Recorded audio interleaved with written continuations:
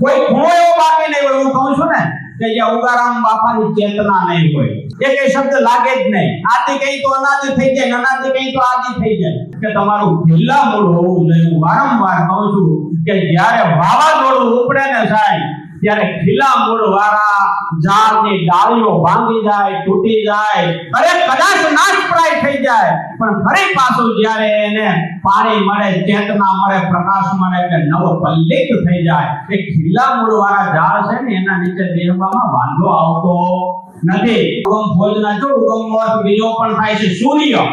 જે ઉગે છે એ બધાને પ્રકાશ આપે છે. આ બધા ઉગેલા છે એટલે પ્રકાશ આપે છે. બધા ઉગમ ફોજમાં જ આવે. સૌથી પહેલી ફોજ બની ને એ રામાનંદની ફોજ થઈ.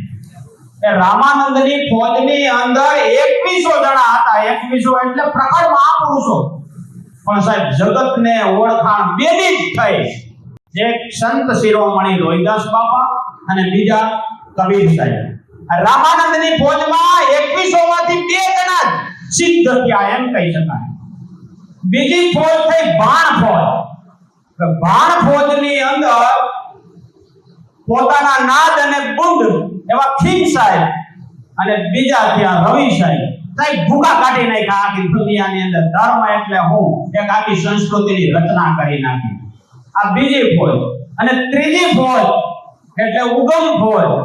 અસંખ્ય અને અપાર જે મહાપુરુષો જે ફોજની અંદર બેઠા છે. ફોજ એટલે કોઈ વાળો નહીં, સંપ્રદાય નહીં, ધર્મ નહીં, લિંગ નહીં, પણ એક પ્રકારની સનાતનની ધારા પણ ઉગારામ બાપા દ્વારા પ્રચલિત થયેલો. આમ તો આને આદિ ના લાગે, અનાદિ ના લાગે, એક શબ્દ લાગે જ નહીં. આદિ કઈ તો અનાદિ થઈ જાય, અનાદિ કઈ તો આદિ થઈ જાય.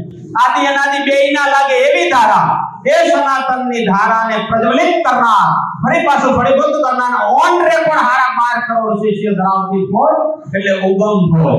તો ઉગમ ફોજની અંદર આજે અસંખ્ય અપાર એવા મહાપુરુષો છે. કોઈ ખૂણો વિશ્વની અંદર એવો ખૂણો બાકી નહીં હોય જ્યાં ઉગારામ બાપાની ધારા નહીં હોય.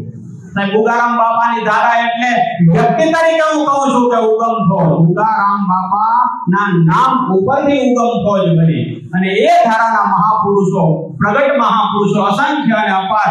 કોઈ ખૂણો એવો બાકી નહીં હોય. હું કહું છું ને કે જ્યાં ઉગારામ બાપાની ચેતના નહીં હોય. જે કયા સંતો મહંતો આ ઉત્તર ગુજરાતની અંદર ભીખારામ બાપુની ફોજ એને સનાતન ધારાને તો પ્રજ્વલિત કરી નાખી. નિરાંત મહાત્માની ફોજ એને સનાતન ધારાને ઉદ્ગમ ગતિ આપી. એમ આપણે નાથ સંપ્રદાયની ફોજ છે એ પણ સતત ને સતત સનાતન ધારાની ઉર્ધ્વગતિ તરફ જઈ રહ્યા છે. એમ સંતો મહંતો બધા આ કાર્ય કરી રહ્યા છે. પણ મહત્વનું એ છે સાહેબ કે તમારું ખીલા મૂળ હોવું જોઈએ. હું વારંવાર કહું છું કે જ્યારે વાવાઝોડું ઉપડે ને સાહેબ, ત્યારે ખીલા મૂળ વાળા ઝાડની ડાળીઓ ભાંગી જાય, તૂટી જાય, અરે કદાચ નાશપ્રાય થઈ જાય, પણ ફરી પાછું જ્યારે એને પાણી મળે, ચેતના મળે, પ્રકાશ મળે, એટલે નવો પલ્લિત થઈ જાય. એ ખીલા મૂળ વાળા ઝાડ છે ને, એના નીચે બેસવામાં વાંધો આવતો નથી.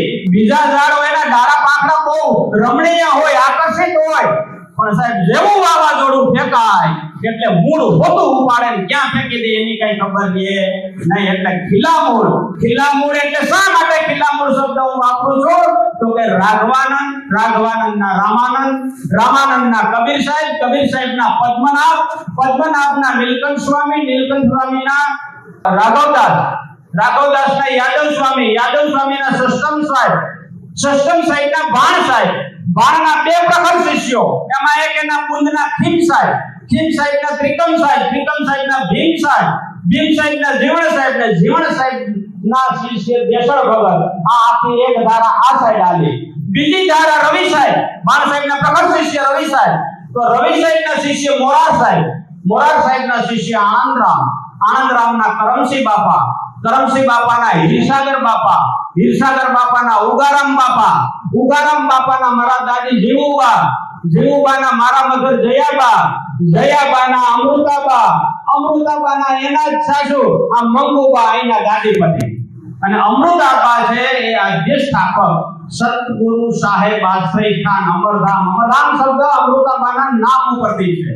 એટલે અમરધામ દેલવા, અમરધામ માધવગઢ, અમરધામ બાલવા, અમરધામ લીંગોદરા અને એક મારી જન્મભૂમિ નાની ખોડિયાર છે ત્યાં માતુશ્રી અમરજયા ધામ.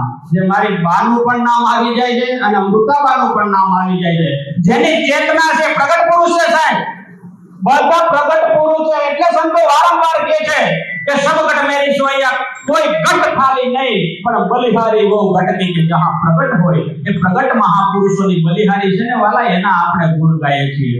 એટલે આ ધારા છે કે ઉગમ ફોજની ધારા। આપ બધા પણ ઉગમ ફોજના છો। ઉગમનો અર્થ બીજો પણ થાય છે સૂર્ય, જે ઉગે છે એ બધાને પ્રકાશ આપે છે। આ બધા ઉગેલા છે એટલે પ્રકાશ આપે છે, બધા ઉગમ ફોજમાં જ આવે। પછી ભલે નાત પંથ મત સિદ્ધાંત અલગ અલગ કરી નાખે, પણ હું માનું છું ત્યાં સુધી બધા ઉગમ ફોજમાં જ આવે।